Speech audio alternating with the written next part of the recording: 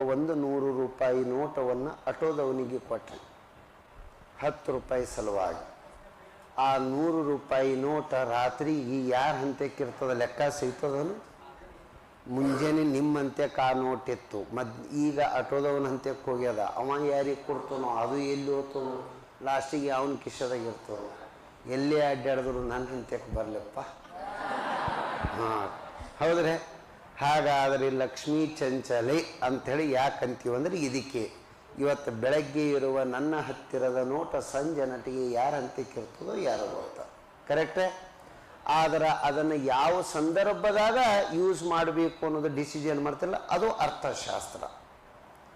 Sir ಭಾಳ ಮಂದಿಗೆ ವಿಶೇಷವಾಗಿ ಹೇಳ್ತೀನಿ, 10 ರೂಪಾಯಿ ಸಲುವಾಗಿ ಮನೆ ದೂರ ಇತ್ತು ಅಂದ್ರೆ ಬಡ ಬಡ ನಡ್ಕೊತ ಬಂದ್ರೆ ಆ ನೋಟ್ ಇವತ್ತು ನಿಮ್ಮ ಕಿಶದಾಗ ಇರ್ತಿತ್ತೋ ಇಲ್ಲೋ, ನೀವು ಪಟಕ್ಕನೆ ಕೊಟ್ಟು ಬಿಟ್ರಿ. 10 ರೂಪಾಯಿಗೆ